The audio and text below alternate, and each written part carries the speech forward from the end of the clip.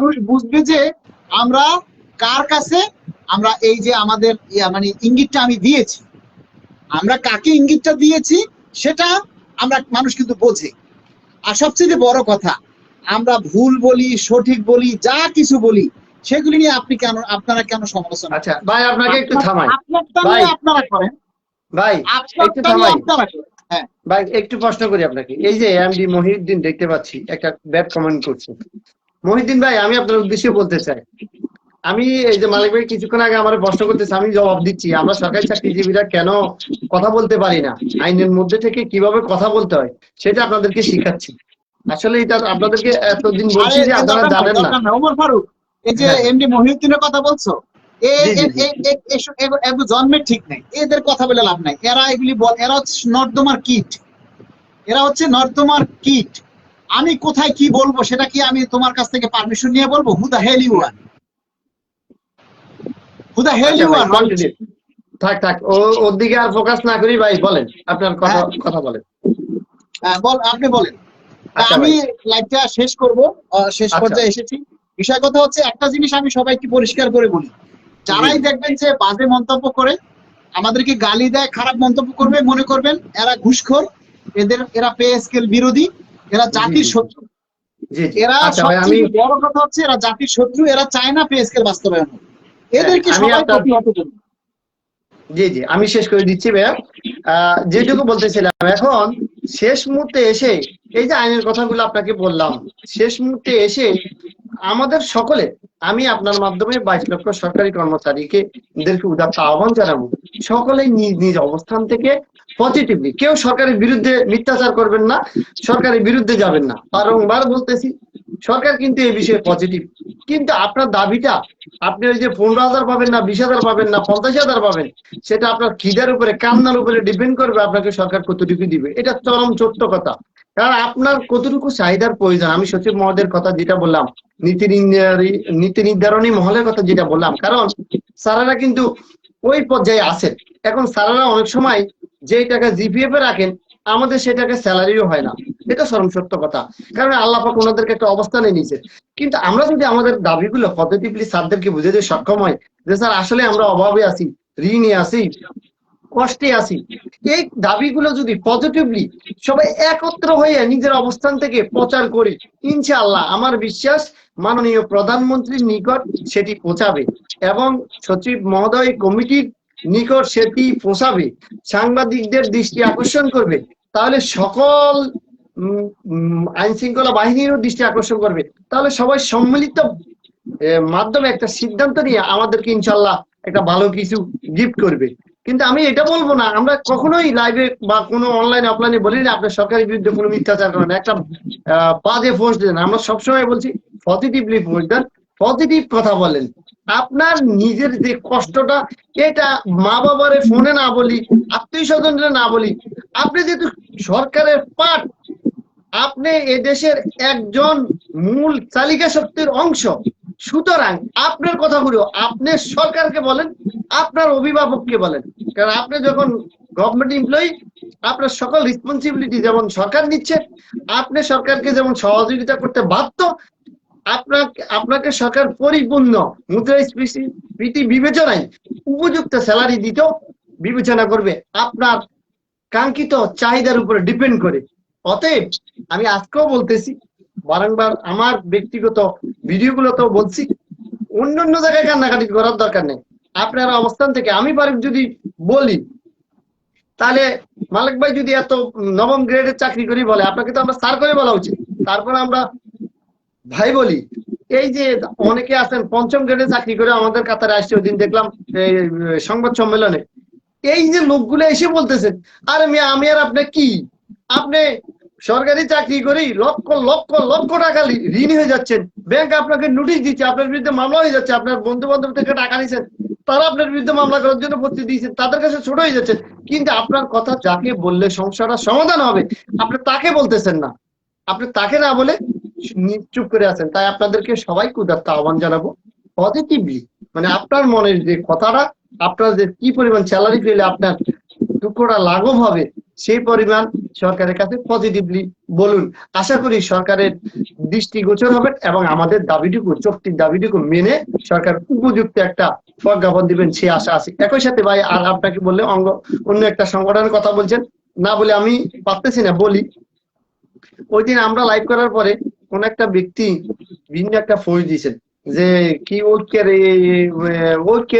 ভেঙে ঐক্যের ডাক দিচ্ছে, এরকম একটা।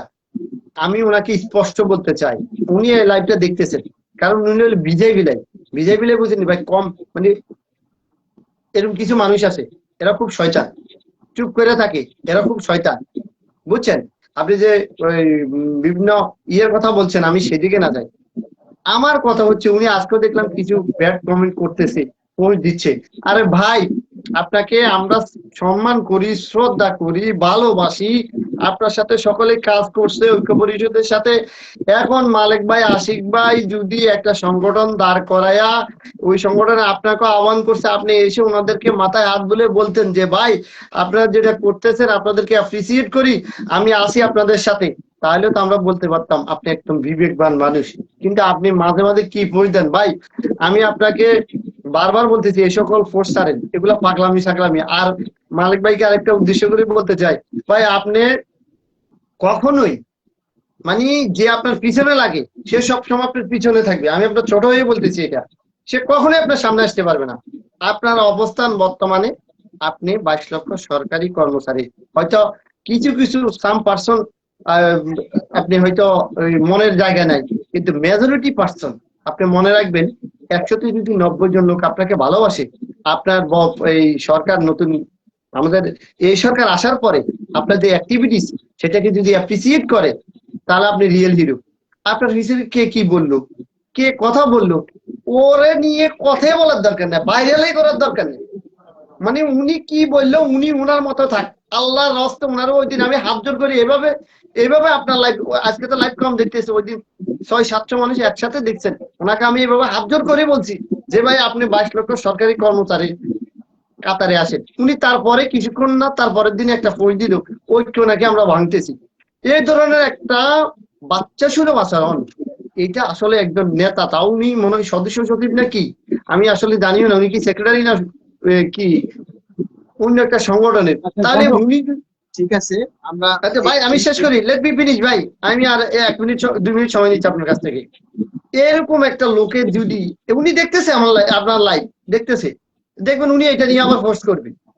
এরকম একটা লোক থেকে, দায়িত্বশীল লোক থেকে যদি এই ধরনের মানে কি বলে শিষ্টাচার বহির্ভূত আচরণ আশা করেন, আপনি ওনাকে নিয়ে কথা বলবেন কেন ভাই? আল্লাহ আপনার সম্মান দিছে, আলহামদুলিল্লাহ, আল্লাহ আপনাকে যথেষ্ট সম্মান দিছে, একটা অবস্থানে নিয়ে গেছে। আপনি কি বলেন, আপনি সাসপেন্ড হয়েছেন, আপনি বদলি হয়েছেন, কার জন্য? আমাদের জন্য, সকলের জন্য। সুতরাং 6 ফেব্রুয়ারি কে কি করছে দেশের 1 সপ্তাহ সামনে রেখে এখন যদি আমি লাইভে বলতে যাই, ওনার বিরুদ্ধে মামলা হবে। কারণ নির্বাচনের আন্ডারে যখন দেশ চলে যায় তখন আর কিছু করা যায় না। আমরা সাধারণ কর্মচারী জানিও না যে প্রধান উপদেষ্টা বাসভবনের সামনে 144 যারা দাঁড়িয়ে, আপনি এখন যে কি ঘিরাও করবেন, ওই করবেন, সেই করবেন, যে নির্বাচনের তারিখ ঘোষণা হয়ে গেছে। আমাদেরকে যে সরকার এখনো সম্মানের সহিত দেশে রাখছে, এইটাও হাজার গুণে শুকরিয়া। ওনার মতো নেতাদেরকে, ওনাদের মতো নেতাদেরকে যে এখনো সরকার সুন্দর করে পালতেছে, এটা ওনাদের জন্য শুকরিয়া। এখনই আমি বলবো লাইভে 2 রাকাত নফল নামাজ পড়েন, পরে আল্লাহর কাছে শুকরিয়া আদায় করেন আপনি আপনার কিছু নেতা কর্মী, যে মাবুদ আমরা ওই যে ভুল করছি, এই ভুলের জন্য 22 লক্ষ সরকারি কর্মচারী যে আমাদেরকে ধরে মারে নাই পাতা আসায়, এটা আমাদের জন্য সৌভাগ্য, এবং সরকার যে আমাদেরকে অ্যারেস্ট করে নাই, এটা আমাদের জন্য সৌভাগ্য। সুতরাং আমি ওনাকে আজকে শেষবারের মতো বলতেছি, ভাই আপনি মেহেরবানি করে এই কল্যাণ সমিতি বিপক্ষে যাবেন না। এই কল্যাণ সমিতির বিপক্ষে যাওয়া মানে 22 লক্ষ সরকারি কর্মচারীর বিপক্ষে যাওয়া। কারণ আপনাদের যোগ্য নেতৃত্বের যথেষ্ট পরিমাণ ঘাটতি ছিল। মেহেরবানি করে মালিক ভাই, ফারুক ভাই, আশিক ভাই, আদার্স পার্সন আপনি পিছনে লাগতে আসবেন না। কারণ আপনি আপনার মতো করে চালিয়ে যান, আপনি আপনার মতো করে কর্মচারীদেরকে ভালোবেসে কর্মচারীদের জন্য কি করবেন সেটা করেন। আল্লাহর হস্তে কোনো বিভেদ সৃষ্টি করেন না। আমি আজকে শেষবার মতো আপনাকে 2 হাত জোড় করে বলতেছি, আপনি 22 লক্ষ সরকারি কর্মচারীদের সাথে আছেন, ঐক্যের আহ্বান জানাচ্ছি। আমি আইসে অ্যাগেন আপনাকে পুনরায় আমি ঐক্যের আহ্বান জানাচ্ছি।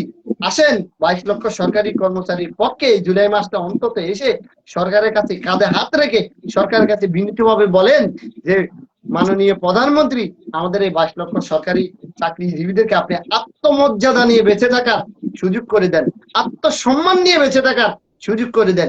এই দাবিটুকু সরকারের কাছে জানান।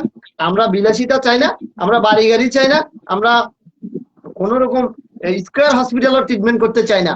আমরা চাই সুস্থভাবে, সুন্দরভাবে মা বাবা, স্ত্রী, সন্তান, আত্মীয় স্বজন এবং সমাজের মধ্যে সুস্থভাবে আত্মমর্যাদা সম্মান নিয়ে বেঁচে থাকার। সেজন্য দরকার আমাদের মানসম্মত একটা পে স্কেলের উপযুক্ত গেজেট, এবং আশা করি মাননীয় প্রধানমন্ত্রী নির্দেশনায় সেই গেজেটটি এই মাসে প্রকাশ করবে। আমরা এই অনুরোধটুকু মাননীয় প্রধানমন্ত্রীর কাছে রেখে আজকের এই লাইভ আমি শেষ করছি এবং আপনাকে ধন্যবাদ। আমি আপনাদেরকে আরেকটা মেসেজ দিই। আগামী 8ই আগস্ট বাংলাদেশ সরকারি কর্মকর্তা কর্মচারী কল্যাণ সমিতির কাউন্সিল অনুষ্ঠিত হবে। সেই কাউন্সিলে সম্ভবত আমাদের প্রধান অতিথি হিসেবে ভিপি নূর থাকবেন, আরো অনেক মন্ত্রী প্রতিপত্তি এবং নেতাকর্মী উপস্থিত থাকবেন, সকল সংগঠনের নেতাকর্মীরা উপস্থিত থাকবেন। আমরা একটা আদর্শ কল্যাণ সমিতি আমরা গঠন করতে চাই। বিভিন্ন জেলা উপজেলা থেকে আমরা তরুণ এবং নতুন নেতৃত্বদেরকে মূল্যায়ন করতে চাই। আপনারা যারা নিঃশর্তভাবে কর্মচারীদের কল্যাণে কাজ করতে চান আমাদের সাথে যোগাযোগ করবেন, আমরা তাদেরকে মূল্যায়ন করার চেষ্টা করব। আর সকলের কাছে শেষ অনুরোধ ভাই, আর একটা সপ্তাহ আপনারা একটু সবাই দাবিটা জোরালো করেন, কারণ সচিব কমিটি যদি চূড়ান্ত একটা রিপোর্ট দিয়ে দেয় সেই রিপোর্টের উপরে সবকিছু নির্ধারণ হবে। আগামী সপ্তাহে ওনারা চূড়ান্ত সুপারিশ সরকারের কাছে জমা দিবেন এবং সরকার সেই রিপোর্ট মাননীয় প্রধানমন্ত্রীর কাছে দিবেন। মাননীয় প্রধানমন্ত্রী যদি সেটাকে অনুমোদন দেয় তাহলে তারপরেই গেজেটের জন্য কার্যক্রম শুরু হবে, হয়তো অল্প সময়ের মধ্যেই গেজেট চালু হয়ে যাবে। আমরা চাই এই গেজেটে যেন আমাদের আশা আকাঙ্ক্ষার প্রতিফলন ঘটে। এই গেজেটের জন্য 22 লক্ষ কর্মচারী প্রতীক্ষায় আছে, এর সাথে 22 লক্ষ পরিবার আছে, 22 লক্ষ মানুষ এর সাথে জড়িত। এই গেজেটটা শুধু গেজেট না, এর প্রতিটি পাতায় পাতায় জড়িয়ে আছে 22 লাখ পরিবারের স্বপ্ন। এই গেজেটের প্রতিটি পাতায় পাতায় জড়িয়ে আছে 22 লক্ষ পরিবারের সুখ, দুঃখ, হাসি আর আনন্দ। সেই গেজেটে যাতে আমাদের স্বপ্ন, আশা আকাঙ্ক্ষার বাস্তবায়ন ঘটে সেটাই আমরা দাবি করছি। সবাই ভালো থাকবেন, আর সবাই যার যার জায়গা থেকে এই শেষ সময়ে এসে আপনারা দাবিটা তুলে ধরবেন, এটাই আমরা প্রত্যাশা করি। সবাই ভালো থাকবেন। আমরা কথা বলি, কাজ করি, আমাদের কথার মাঝে ভুল থাকে, কাজের মাঝে ভুল থাকে, বলার মাঝে যদি ভুল থাকে, আমাদের কথায় যদি কেউ কষ্ট পেয়ে থাকে দয়া করে আপনারা ক্ষমা করে দিবেন নিজ গুণে, এবং নিজের দাবিটা সবাই তুলে ধরার চেষ্টা করবেন। আমাদেরকে গালি দেন, সমস্যা নাই, কিন্তু নিজের দাবিটা সাথে সাথে তুলে ধরেন। কারণ গেজেটটা যদি সেখানে আশার আলোর প্রতিফলন না ঘটে তাহলে আপনারা যারা নিম্ন গ্রেডে চাকরি করেন আপনারাই ঠকবেন, আমরা ঠকবো না। সবাই ভালো থাকবেন। আসসালামু আলাইকুম।